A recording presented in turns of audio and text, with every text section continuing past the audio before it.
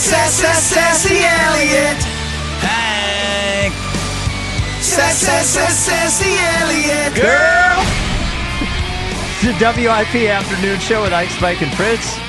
It's Tuesday at 3 o'clock, which means a full hour of sass. Their own sassy Eliot Shorr-Parks. So I did a radio hit in Green Bay earlier. I was telling you. You set it up, right? Yep. It was, singing the praises of Jonathan Gannon. Believe it was Milwaukee, but that's fine. Regardless. Yep. And I was thinking how funny Very it would classy. be. Yeah, that's a good point. I hope I didn't say Green Bay in the thing. But I was thinking how funny it'd be if you gave them the Sassy Eliot song, unbeknownst to me.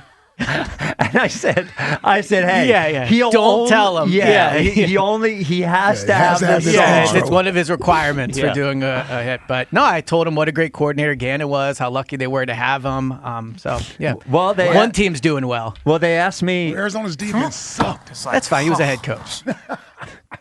They asked me, the guy from Milwaukee texted me. He's like, hey, I need somebody to talk about Jonathan Gannon. I said, boy, do I have somebody for you. Where do I have the guy for you? Yeah. I mean, they must be thinking they just hired Buddy Ryan 2.0. I was like, he works out. He's disciplined. He's good with the players. All Also, those things are true. yeah, you guys were dead right about the snow. The snow is awful. Oh, it like sucks. after 3 days, I'm so done with it. I can't move my car. I can't go to the gym. I can't go to the store. I had to Uber in here. Well, even walking the sidewalks, even if the sidewalk's clear, the end of the sidewalk, there's 3 feet of snow. And there's no end in sight. Like No, it's not because it's melting. freezing. I've tried to shovel my car out 3 times. I just know where to put it. And Dude, you see that video? I know truck, what that we the put. plow. WIP. plows them in. Yeah, it's insane. Well, and as time goes on and it gets colder, and this is what I found out today as I tried to finish the rest of my driveway, the snow just gets harder and harder and icier, which means it gets more difficult to remove. Yeah. It's horrible. I mean, I'm stronger than you, so like I don't have a problem lifting it, but it's where to put it. That's the hard part. Yeah, I'm out on shoveling. Yeah, dude. Yeah. I've done it twice. It's like it's pointless. And I tell you what, Mother Nature, not a threat. I'm just saying, we don't need it again this weekend. Well, the total's going up. It's looking better. No, It's going down. I looked today. It was 5 inches. No, it's 1 today. Look at the What time Apple you look weather at app. it? You look at it in the morning when you got out the shower. What time did you look at it? Nah. There we go. So, Eliot, Yes. officially, Eagles miss out on Dable, Shocker. who It's is a going real to the thing. Titans. Yeah. Yes. And we knew they missed out on McDaniel. Now, I know that Dable was not your preferred candidate. Not talking about that. Clearly, the Eagles valued those 2 candidates above anyone else.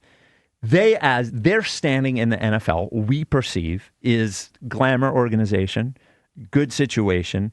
Don't you think if they go into this search and they miss out on those 2 guys who did not go for head coaching jobs, they decided to take OC jobs elsewhere, that at some point you have to look at your own situation, yourself, and reflect and say, man, that kind of sucks that we couldn't just overpay for one of these guys and get them. Yeah, and I think they will. I mean, even if they did have to overpay for them, I think the Eagles probably think of themselves, and somewhat rightfully so, if not mostly rightfully so, that they are one of the best run franchises in the league. They've had the most success over the past few years. Like, I think they deserve to feel good about themselves and to think highly of themselves. But I think when you go through a process like this, and it's not just what they're going through. Like, if I'm Jeffrey Lurie, and I don't know how much he listens to WIP or how much he watches national. I would say none. Yeah, probably not, right? But like him, Howie, they know what the conversation is. They're aware that the entire conversation now about this job is nobody wants it, right? Like all the national shows that talk about it. Why does nobody want the Eagles job? All the local shows, like if it's a good job, if it's not.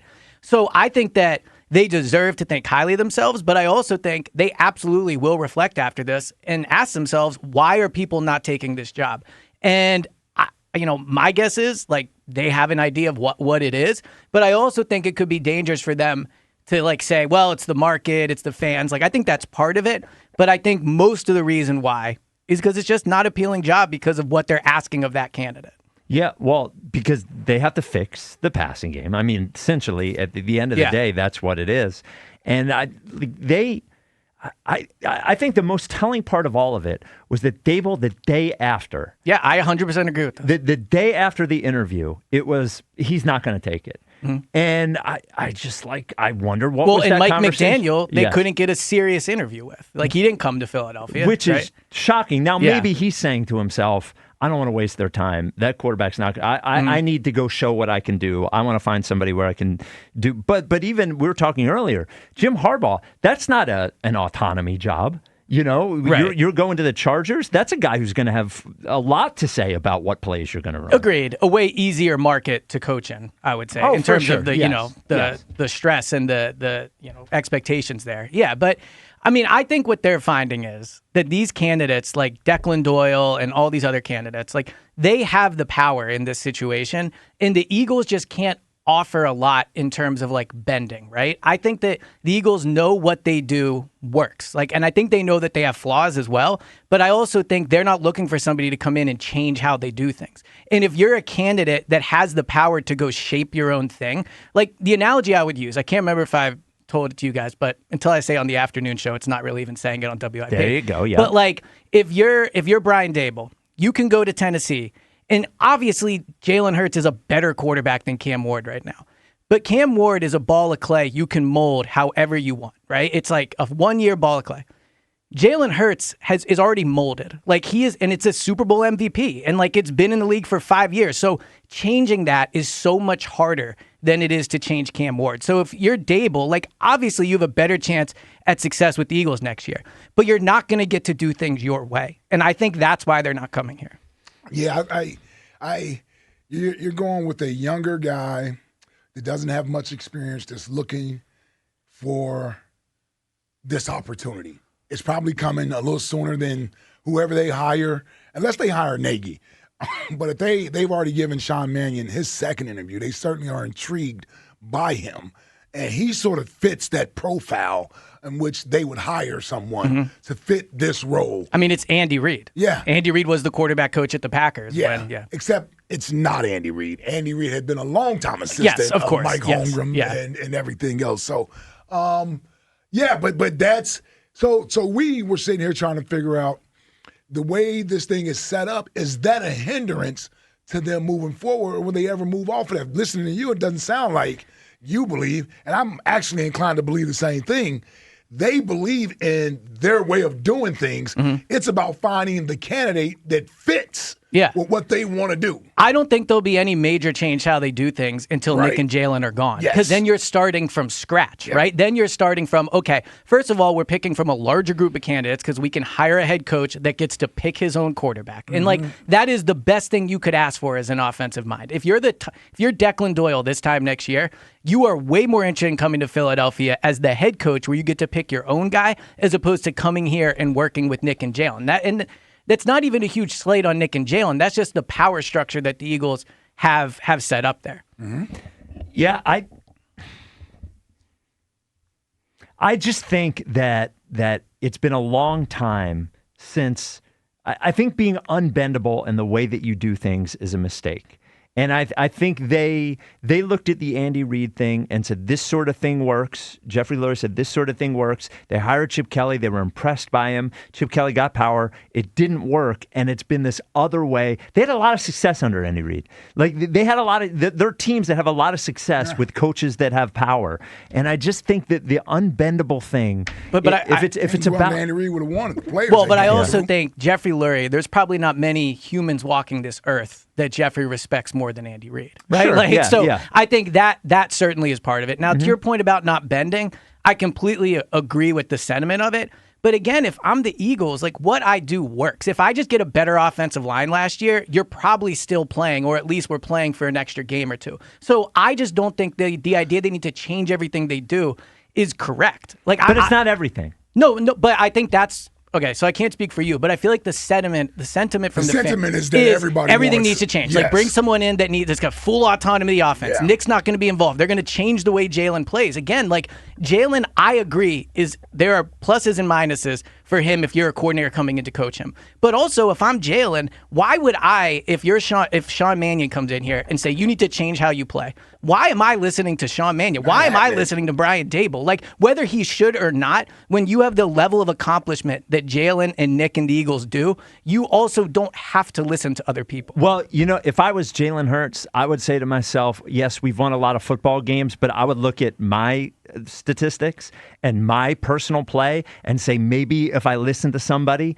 maybe it might work out. Maybe, or it doesn't, and then all of a sudden you're not winning games and you're not getting the contracts. But look what happened to Russell Wilson. Like, Russell Wilson just got worse and worse and worse and worse and worse and worse and worse. The fact that you won a Super Bowl last year, congratulations. But the truth is, you don't get to bring your wins and your Super Bowl out to the field and say, whoever you're playing, you know what? I won the Super Bowl in last year. No, but it does show. But it does show that you know what you're doing. No, it doesn't. It absolutely does. No, it shows that you knew what you were doing. Right, but I guess what I'm saying is if you are adjusting and you are like winning at the level they have, clearly you know what you're doing. That does not mean you cannot do it the same every single year. I agree with you on that. But what it does mean is you do not have like this situation like they have in Tennessee where they need to completely change how they do things. The Eagles can keep doing things the way they do it right now and be a double-digit win team every year and see what happens in the playoffs.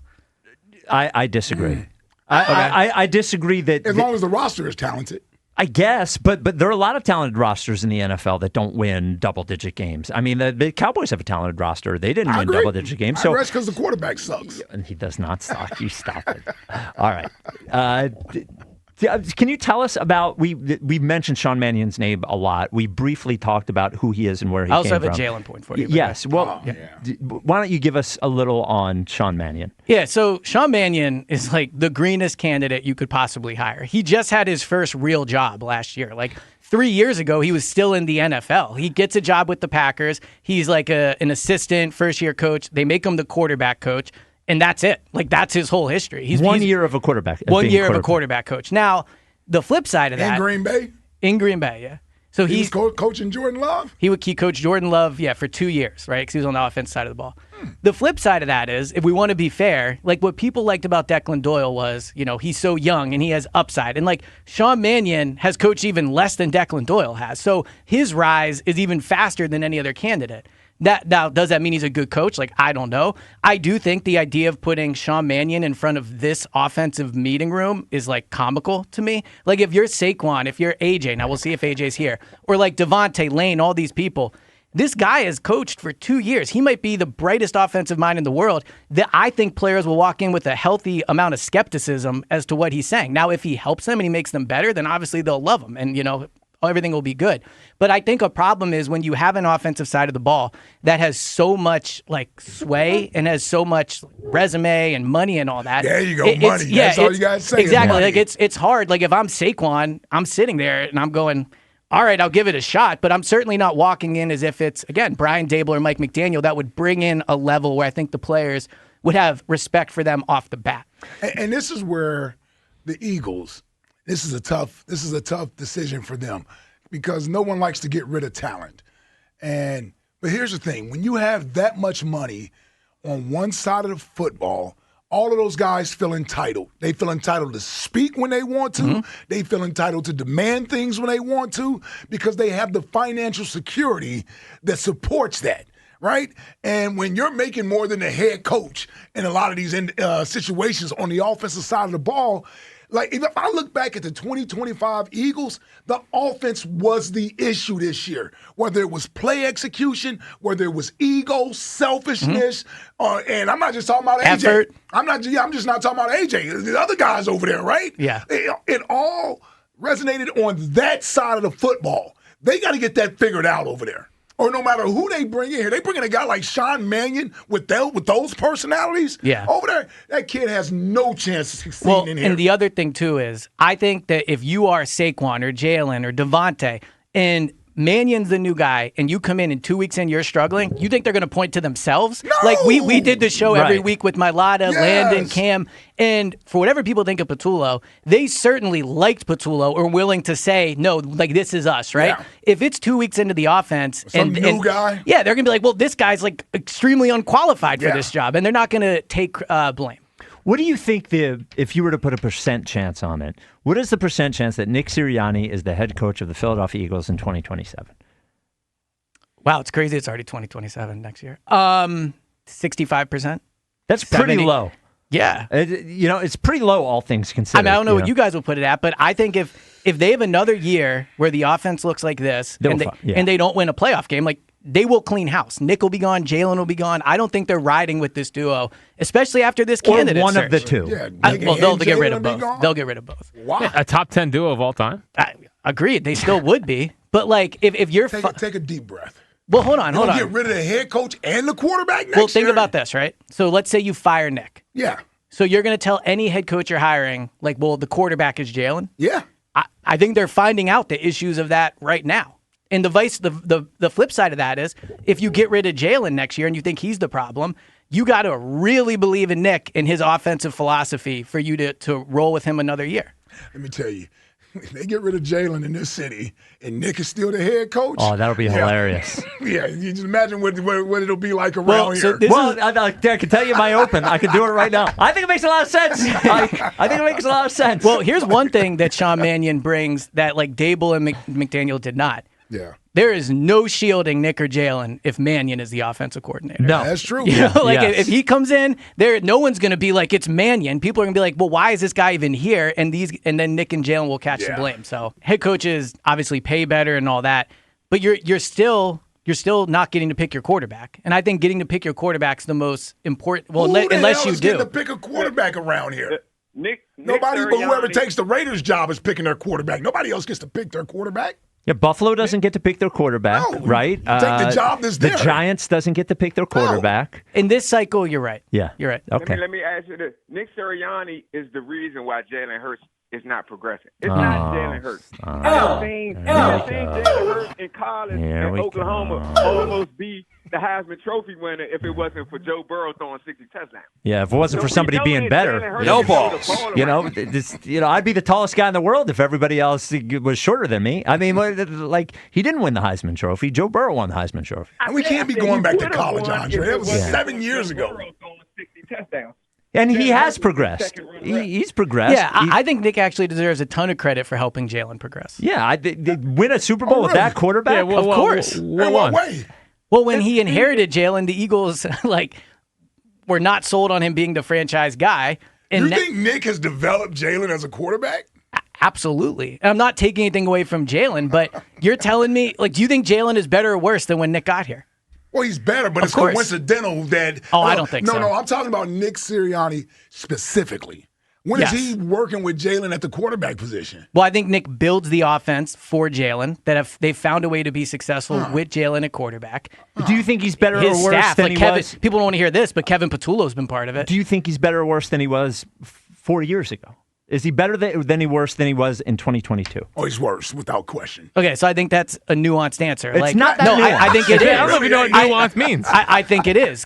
First of all, you're picking 2022, but he inherited him in 2021. Well, yeah, you so picked 2021, and I picked 2020. You do selective endpoints all the time. But mine make so more I'm sense. going to say, no. Of course, he progressed. So he doesn't get any credit from the jump from 21 to 22? Sure. And then, sure. So he gets the credit from 21 to 22. He would also, he has gotten worse basically every year since 2022. But Nick has also found a way to win with Jalen. No, right? No. That was not the question. That's the But team. that is part of it. No. We're talking about Jalen developing as a Jalen. quarterback. Jalen is a much better quarterback than when Nick Sirianni inherited him. I don't think that's is he up much for better debate. quarterback? Nobody credits. He's declined. You got to admit he's declined since 2022. Of course. Tyrese Maxey gets better every year. Jalen got better one year. Nick Nurse credit for that? Hold on. Jalen has gotten better more than 1 year. I don't think he had a great last year, but in 2024 he took great care of the ball. He was super clutch. He was. You can ignore those points all you want. Let me ask you this: Why do you think he was better this past year than he was in 2024? Why do you think Jalen got a franchise quarterback contract? Because of Nick Sirianni. Because they went to the Super Bowl. There you go. NFC. Yes, and Nick built an offense around Jalen. Steichen. But Shane Steichen is Nick's guy. It is his staff. It is. Well, I get that it's his staff, but we're giving I'm not him saying specific. I'm not saying Nick's the one out on the field with him. I can give Andy Reid credit for helping develop Patrick Mahomes because I know he worked personally with Patrick Mahomes, right? Yeah, Nick works with Jalen. Yeah, Nick hasn't developed quarterbacks. Would you Jalen stop? laughed at him for like 3 straight years. Well, that was wrong of Jalen to laugh at him. I can't control Nick, how. but we can't put that. I don't see how other head coaches get credit for developing their players. He's not developed. He's absolutely developed. When he acquired Jalen, he was not even a top 25 quarterback in the league. Now, at worst, he's top 15.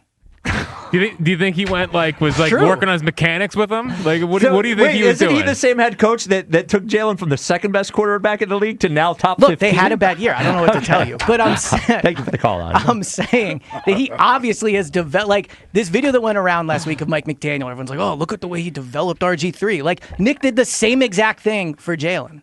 All right. It's true.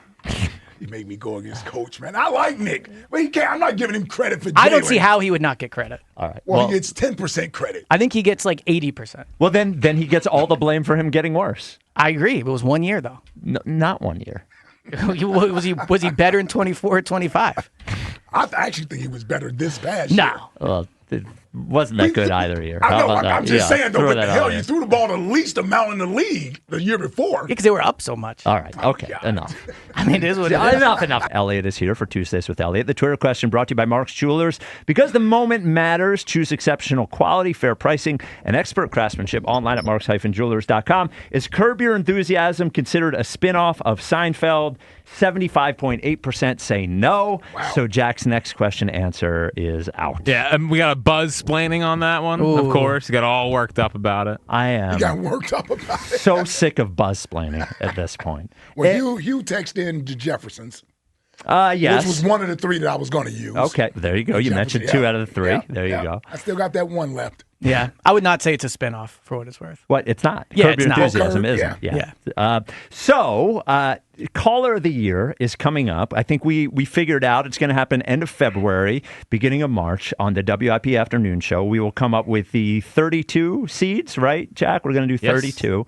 And we will determine, and you will get a chance to vote as well, who is the Caller of the Year. It's very exciting. It's not for WIP. It's for the WIP Afternoon Show, which, when we're talking about in real terms, is WIP. Mm-hmm. So the way that it's going to work. That and Go Birds Radio. Well, yes. Yeah. The ESPN. Our AAA show. Yes.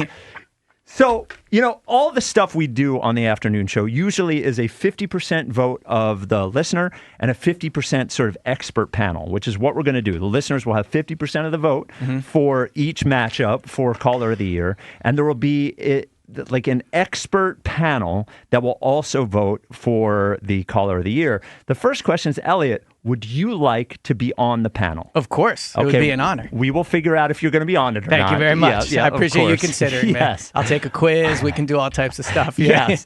Who else and it could be from the station or not from the station, do we think should be on the expert panel for Caller of the Year? I think Elliot is a good one to have. Okay. He is Agreed. an honorary afternoon show member. Yeah, and I do hold the title of, Insider of the Year. At least for now. another Yeah, correct. 6 weeks. Till they take it from me. Yeah. What's the deadline for that? For Insider of the Yeah. Year, we do it the week after free agency. Yeah. We'll be awarded. Mike Angelina? A little too tough on callers. Yeah, he's very tough. Now, he is a producer And extraordinaire. listens He a is. lot. Yeah, Like, he does. is. Angelina's a good vote. A good name. Gilio, I think, Gilio listens a lot. I don't think you can include people from other shows. Well, but it makes it more interesting because they can talk about it on their show. Yeah. Oh, that's a good point. Yeah. So maybe Gilio. I Maybe think Buzz because he produces on Mondays. Definitely. I think all the host, the lead host. Well, the camera doesn't listen. Yeah. He listens to his. Oh, it's the callers from our Yeah, show. it's afternoon show. Yeah, you got to Caller listen of the to Year. yeah. Now, Rhea listens a lot. Rhea's a great one. I would say Rhea should be You gotta should put be the on the queen panel. and Put like the queen on the panel. Yeah. a goat has done this for a long Yes. time, like knows good callers. Yes. Buzz. Yeah. And she's a better representation of the morning show. Yeah, Correct. sure, she The is face of the morning show. Yes. Buzz is a good one because he does put a show on Mondays. Yep. He talks to them as well. Yeah. Yep. When he listens a lot. Yeah, I As he's prepping for his own show. Max, Max. our video producer. Yeah. Look at Max. Yeah. Morgenstein? Nah, Morgenstein's out. He's floundering. Morgenstein. Rod? Lakin? Yeah. Lakin? Does he listen? Not here enough. Max is like, hold on, why can't I be on the panel? Yeah. Well, yeah. With the Lakin, when was the last time he was here? A week Yeah. ago? Yeah. I don't Definitely know. can't put Lakin on there. Yeah, I don't know about Lakem. Anyone from the sales department, do we think? I mean, Yeah, who's the Justin. big listener over there? Scope listens a lot. listens a lot. Steiny listens a lot. He's doing this whole bit where he thinks he's part of the afternoon show, which is Steiny? Yeah, it's driving. He wouldn't shut up about it today. Isn't Tuesday the day it's supposed to all be in, too? He's here. Well, he's here. He's here? Steiny's here Yeah, he today. came yes. in today. What a dog. Steiny's here today. What a dog. Scope listens a lot. Steiny listens a lot. Yeah, those two. You can't put one on there without the other. Why? Well, they'll be offended. Well, one's a boss, one's not. One's Steiny. One's a boss, one's Steiny. And Scope is trying to be one of the guys. He is. He's always trying to be one of them. But so is Steiny. They booted you, Steiny. It sounds like Scope is in there. Ava. I don't think Ava listens to us enough. Been at the station a long time. She has. Yeah. This is a big How long does committee. this panel need to be? Well, I think you guys keep naming names. I'm good with just us four. Well, we're not voting. You're not voting? No. The three of you are not voting? Nope. Oh, really? Oh, wow. No. All right. I don't think Fritz we wants should. to be on the panel. Yeah, I think you two should be on. No. All you guys should be on. The panel. because Jack has too many side deals with these callers. Oh, yeah, That's a You good can't point. be Yeah. on the panel, yeah. It's Yeah. caller of the year, not texter of the year. Yeah. Ooh. And I feel too guilty not. Yeah, Yeah, I it's a good can't. point. I Yeah, can't. so, yeah. Spike is the only one. True, but Broads scoops. Ah, bros. It's his first Scoops. step into the afternoon show. Yeah. Yeah, Broads, we can't let it get too close. You know what I mean? Yeah. Bros is Spike's like, all right, I'll be on the panel. Bros is Yeah, he is part of the show. is. Do you know how offended I am by you doing that right now? Don't be offended. I'm just saying. Oh, just give him the chair. Here you go, bro. Yeah. Here's his chair. Maybe on There the day you go. they do There it, you he go. can There's- host. Oh, look, Yeah. it's Groves doing the show, everyone. Look, there he is. No, we're not doing that. I'm just saying he is a part of the Yeah. afternoon show. No, I think Broads makes sense. No offense. Does he listen? Well, here's the other thing. All right. Well, I don't know if Broads listens. We certainly listens on Well, the way I in. think a Sometimes. good indicator would be who's texting right now. Like if they're listening. That's Ava texted me. Ava texted There me. we go. Yeah, She's exactly. I think Ava's in. She's Yeah. listening. Yeah. I have not- Lake, and of course, nowhere to be found. Well, Ava's listening because she hasn't worked in 2 days. Well, yeah. Well, she's snowed in. Oh, yeah. Yeah, I bet she is. It was funny. Someone out in the hall was like, "Oh, you came in for this." I was like, "There is one show that I would have walked here before, crawled if I had to." That is an We accountability Yes, appreciate issue. exactly. that. We appreciate Yeah. that. It's a compelling argument right there. I might have to get myself some. Dude, Yeah. he sent me the condo. I sent it to my wife. crazy. And I was like, well, yeah. So I've been thinking about last week. I think me and you talked about this, but you definitely led a show with it. About like whether you can point the finger at Jalen for the lack of an offensive coordinator. Yeah, like is he the main guy? And I think like my take that I wanted to get your guys' opinion on was, I think Jalen is the main reason they haven't gotten a coordinator yet, right? But I also think it is unfair of the Eagles to commit to him as the quarterback, pay him the quarterback, know all of his strengths, weaknesses, flaws, whatever. And then, like, for us to, then you hear, like, reporting about, like, stuff in Jalen out of the building. And, like, I bet you pretty soon will probably hear, like, Jalen was one of the hiccups in this. Like, Jalen has flaws, but still, I don't think you can point to him as the main reason. I think, like, the team setup and the way they've done things would still be the main reason. And I think just constantly pointing it at Jalen is unfair. I think it should be pointed at everyone. Okay. No, I'm not saying you said one way or the other. Yeah, but here's what I think. I think that Mike McDaniel, in large part, went to the Chargers because of, why did I never remember his name? Justin Herbert. Justin Herbert. I do. I think that Brian Daboll went to Tennessee in large part because of Cam Ward. I think that that the Bills' job was perceived in large part as a great job because they have Josh Allen. And I can also tell you that if Brian Daboll signed on the dotted line here or Mike McDaniel signed on the dotted line, we would all be doing a they came here to work with Jalen parade. I agree with that. So I think it's both. I think in part they will get an offensive coordinator who is comfortable and wants to work with him. But I also think in large part, if you're an offensive coordinator whose number one job is to fix the pass game, that's what it is. You look at the entirety of Jalen's time here, the run game, aside from last year, and we can all point at, none of us pointed Patullo for the run game issue. The run game's always worked. The run game's always been top 5. The pass game at best was 9th, and that was when he had 3rd in the league in turnovers. Yeah, when they developed. Yeah, so the shut up. So the truth is that the coordinator's job is going to be to come here and fix the pass game. And who is the quarterback? It's Jalen. So I think whether it's biggest or second biggest, it's a really, really big part of that OC's decision. And I know this sounds like I'm talking out of both sides of my mouth, but like I do think that while a lot of what you said is true, it does feel unfair to Jalen that the finger is constantly pointed at him. And I'm not saying by anybody in particular. I'm just saying, like, Jalen is who he is. They paid him this contract, right? They are sticking with him as the quarterback. And if they're going to stick with him as the quarterback next year, then I don't think next year we get to hear all this, like, he won't throw over the middle, he won't run. Like you have made him your guy, and you know what the strengths and weaknesses of his are. And so I think what you're saying is correct, and I do think, like, he won't run and all that is true. They have attach themselves to him. So until he's gone, I think the constant finger pointing at him feels a little unfair. Well, who should be pointed at? I think the team for he is their I think quarterback. we would agree that during the season, we both agreed it sucked. Yes. During the season, it sucked. Yeah. I don't get the sense that the leaks now are coming from in the building. No, I don't think there's really been any leaks recently. We're just talking in general. Yeah, I think it is people supposing that it's Jalen, but I agree. I think we all agree that the stuff that happened during the season was unfair. Yeah. Absolutely. Well, some of it was. Well, here's the thing. If you're a coaching staff and you're the one that's being criticized for what the offense looks like is bland and all on national TV, and Dan Orlowski is doing his breakdown of routes and this and that and the other. Well, from a coaching standpoint, you're saying, well, this is all I can run because this is all he's capable of running. No, I agree, but then trade him this offseason. But to run it back next year, and if we hear the same things, I think at that point the blame falls off Jalen in a little bit, where it's like you are picking to have him be your starting quarterback. You know what I mean? But he's still he still has to perform. He does. I agree. I agree with that. Yeah. Okay. Like, and here's the other thing that I think is more damning to Jalen. Not saying it's more damning than the person who actually is pointing the finger, but the fact that the perception is AJ's unhappy with the quarterback and not getting him the ball. That's speaking from inside the building.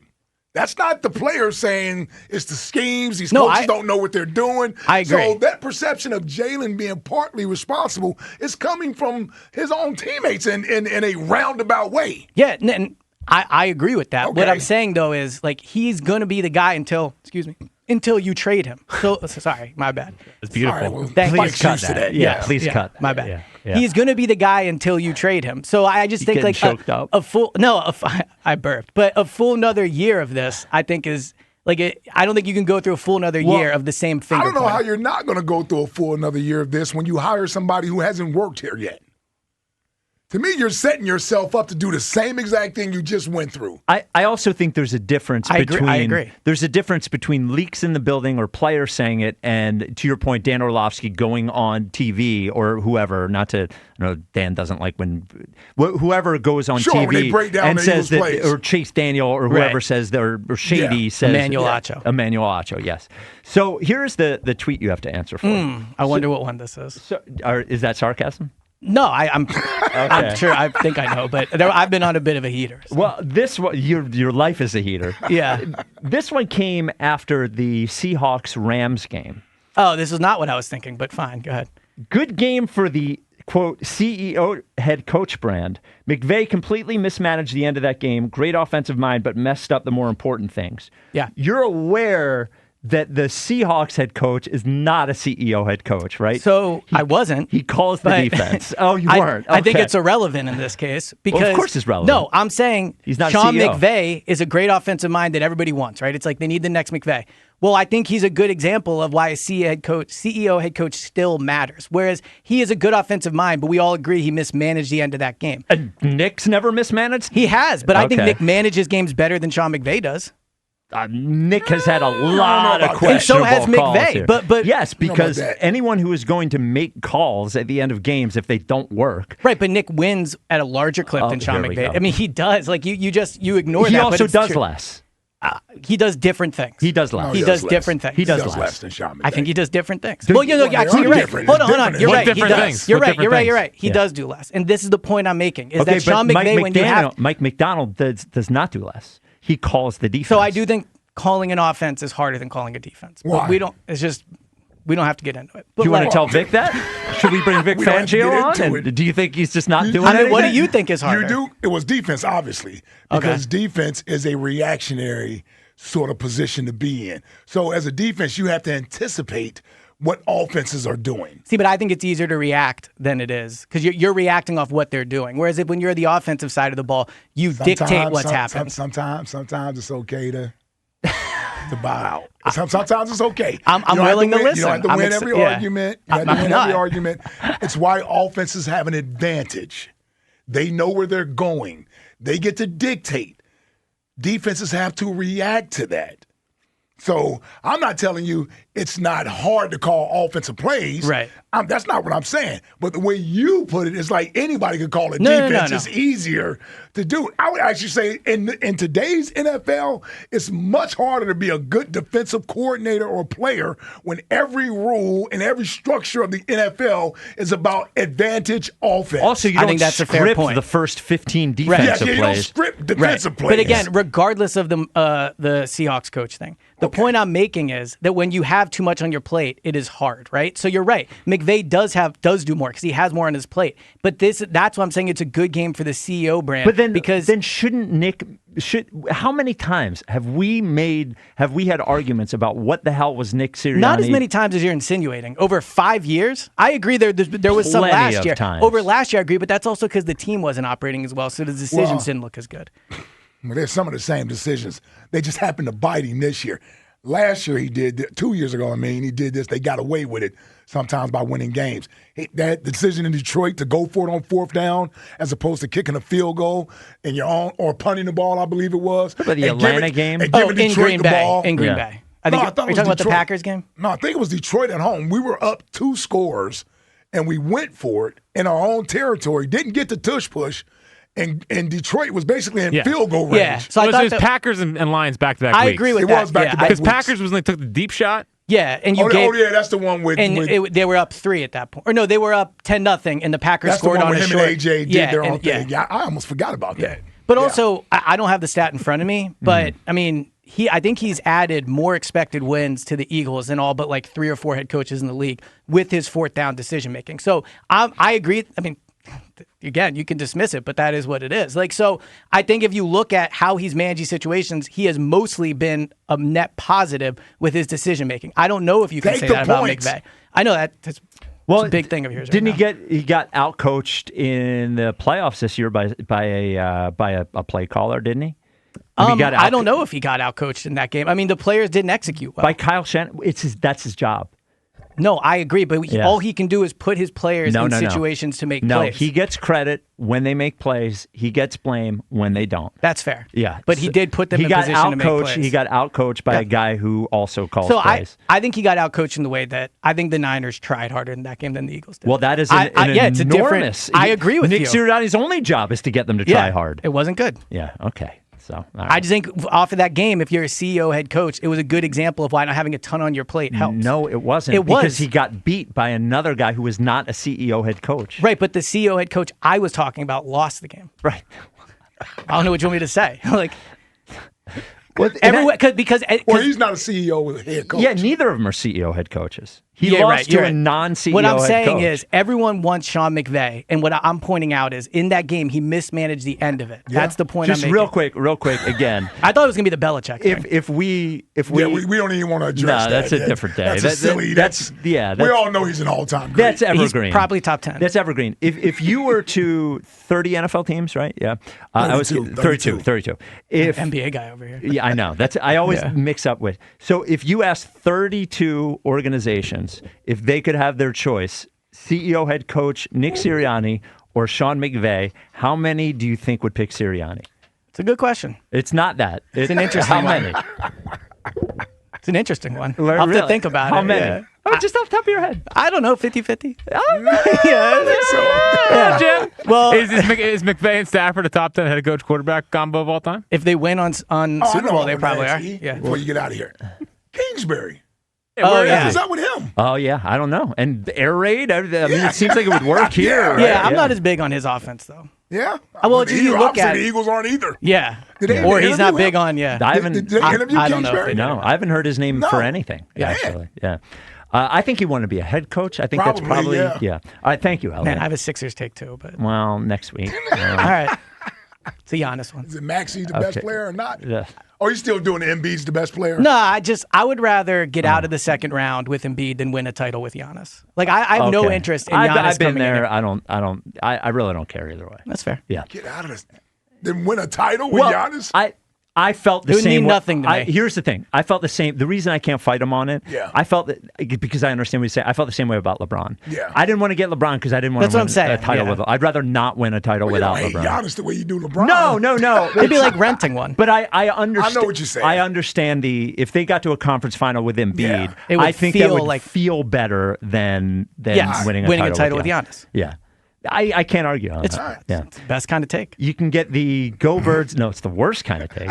Well, with you, it's the best because Yes. you disagree with everything. Fair enough. You can get the Go Birds podcast wherever you get your podcasts. Elliot, thank you. And Thank we you. will let you know of our decision whether you're on I'm the panel excited for to see if I caller made it. 88. Yes.